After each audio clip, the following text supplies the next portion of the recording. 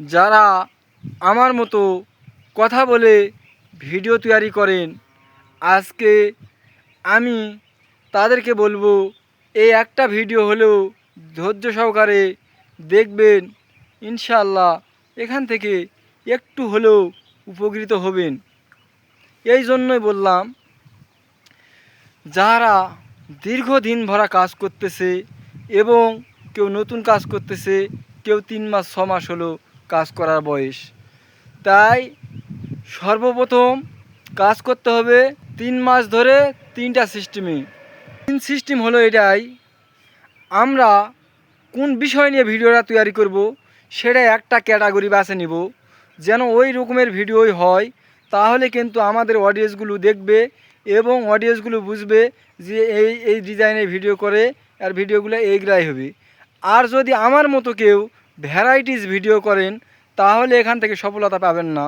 কারণ হলো এটাই যে ভ্যারাইটিস ভিডিও থাকে রান্নাবান্নার, থাকে গান, থাকে কিছু বিষয় নিয়ে বোঝানোর, থাকে ধান ক্ষেতের, থাকে হয়তো ঝাল ক্ষেতের, মানে বিভিন্ন সময় বিভিন্ন ভিডিও, তাহলে হবে না।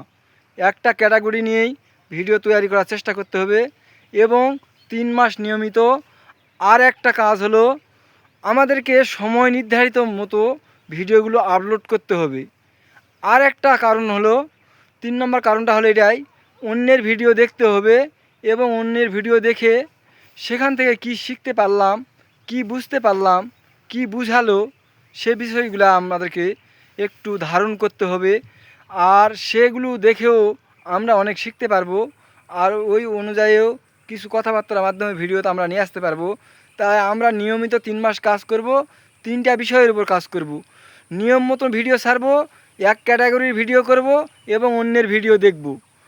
আর একটা কাজ হলো আমাদেরকে ভিডিওগুলো অবশ্যই এরকম খোলা জায়গাতে এসে করার চেষ্টা করব, যেন সাইডকার আমাদের দৃশ্যগুলো গাছ কিংবা রাস্তা কিংবা ধান ক্ষেত, সাইডকার যে দৃশ্যগুলো এগুলা যেন ভিডিওর মাধ্যমে ফুটে ওঠে এবং মানুষজন সাইডকার সৌন্দর্য দেখেও যেন ভিডিও ছাড়াও একটু তাকে থাকে।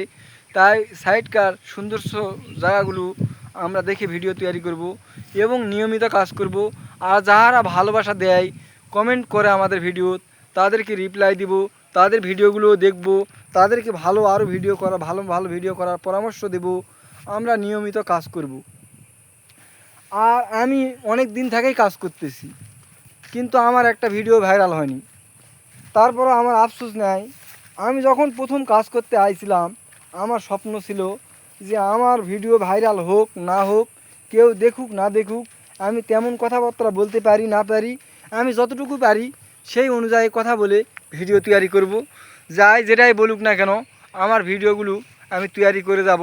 যদি কোনো দিন ফেসবুকে ভালো লাগে কিংবা কাউকে ভালো লাগে আমার ভিডিওগুলো দেখার জন্য, বোঝানোর জন্য কিংবা শোনার জন্য, যে কোনো বিষয় নিয়ে আমার কথাগুলো হয়তো ভালো লাগতেছে, তাহলে কিন্তু সেই ভিডিওগুলো ফেসবুকও চাবে ফরওয়ার্ড দেওয়ার এবং আমাদের ভিডিওগুলো বন্ধুরাও শেয়ার করবে, যদি আমাদের ভিডিও থেকে কিছু শিখতে পারে, কিছু বুঝতে পারে।